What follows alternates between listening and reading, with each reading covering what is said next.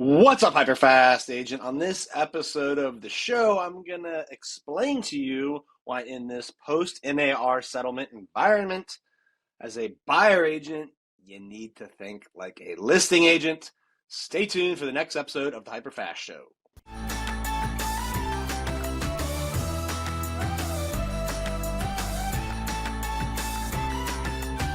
All right, HyperFast Agent Nation, thank you for joining the episode today. I'm super excited to talk about why you need to think like a listing agent, right? In this post-NAR settlement world we are in, it is more important than ever to think like a listing agent. And of course, the obvious thing to do in any market is to go get more listings, right? I don't care if the market's up, down, left, right, sideways, this ways, that ways, whatever ways. The more listings you can get, the more leverage you're going to have in your business, the more leads you're going to get, right? So it's always good to go out and get listings, right? And it's going to be even more important in this new world we're in with the commission changes that are coming. So that part has never changed, right? It's always beneficial to your business to go get more listings. And if you could choose a listing over a buyer, you almost always would, right? Unless the seller had like such an extreme view of price that it would like destroy your reputation, right? That's like the only circumstance where you wouldn't choose a listing over a buyer lead, if given price and other things were similar. All right, so with that being said, kind of the obvious, even when you're dealing with buyer's agents, you'll want to think like a listing agent, right? And it's because of the changes that are coming with NAR, right? The two big changes that happened procedurally, like we're not talking about the money or the shielded liability for agents and brokerages under 2 billion and the exposure for the brokerages that are over 2 billion. Like procedurally, the two big changes are buyers buyers agents, right? If you're going to go show buyer houses, you need to have a buyer agreement signed, which you should have been doing anyway, right? We've been teaching our team that for over a decade, over 12 years. We've been operating that way. We've been teaching the agents we coach in the HyperFast Agent, the agents that we coach at EXP Realty. We've always said get the buyer's agreement, right? Don't go out and show homes until you get a buyer's agreement. Now what is a best practice is becoming a law.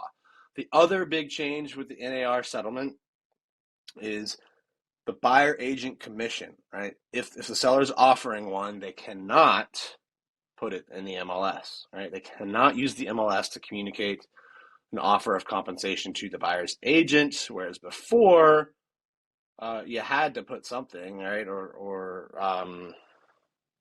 And most MLSs you had to put something. Now it could have been $1, it could have been a penny, and whatever you put in there was a blanket offer to everyone. Now, not so much, right? You can still call the listing agent up and ask, hey, are you offering to share commission on this? Are you paying a buyer's agent fee, right? And now you can use the offer to do that. But in practice, this is going to make buyers more aware to be thinking like, what fee am I paying my buyer's agent? Is it justifiable? Okay. So taking a step back from that, if you're a listing agent, right, what do? You generate a lead, you follow up with it, you book an appointment, you go to that appointment, you present value, you educate them on how it's going to work, right? How you're going to determine the price of their home, how you're going to best market it, how you're going to get the most amount of buyers there, and how you're going to get them to close and meet their goals, right? Then you present your fee or a range of fees if you have different types of services. Then you get an agreement signed, and then you go out and you execute, and then you get paid. Well, you should have been doing this with buyers all along. Now it's going to be even more important, right? So what do? Well, you generate a buyer lead. You book an appointment, okay? Preferably you book that first appointment not at a showing, right? So I know some people are used to leads that come in and it's like, hey, this is Bob. I want to go see 123 Main Street. Bob, that's great. before I show you that house, and I'd be glad to show you that house. I'd love to do a buyer consultation with you, show you how I work, show you how I can save you time and money, make the process less stressful for you, and also educate you on all the options out there. Because there's a lot of other great houses other than 123 Main Street that I think you would want to see first before you made a decision. So there's a Starbucks around the corner from that house. Uh, can you meet me there tomorrow at 10, and then we can look at that house and others after, or is the afternoon better, right? That's where you want to go with this. Okay, you want to have a buyer consultation up front, right? So think, I'm not booking people to show a house. I'm not just there to open doors. I want to book people on a buyer presentation where I'm going to walk them through the process of buying a home, give them an overview of the market, the lending, right? Do a needs analysis, do a reality check analysis. And by the way, guys, we've laid this whole process out in our Master the Buyer Game class.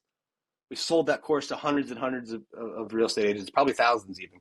Well, guess what? Last year in August of 2023, we released that course as a podcast. There's, I forget how many episodes, like 8 or 9.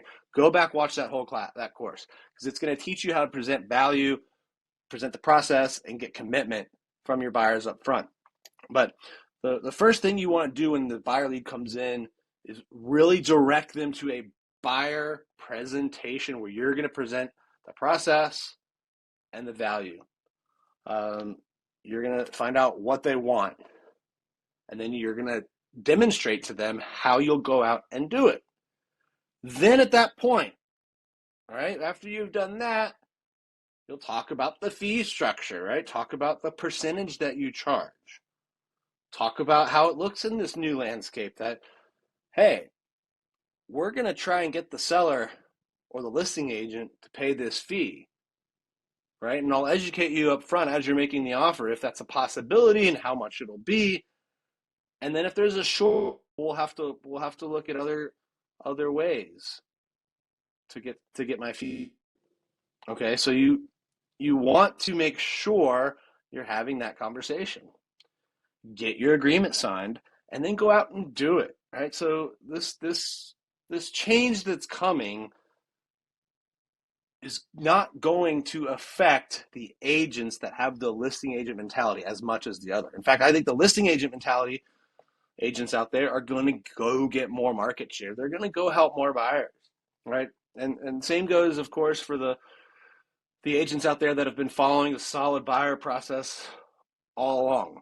They are going to excel. They're going to do well. They're going to gain market share, and others won't, right? So you've got a choice to make right now. Like, are you going to be upset? Are you going to complain? Are you going to whine? Or are you going to get better, right? Are you going to learn how to present value, right? And how would you present value as a buyer's agent? Well, being an expert in the areas that they want, knowing how to connect them with lenders that have maximum types of programs, different types of financing available. There's so many different lender programs out there, right?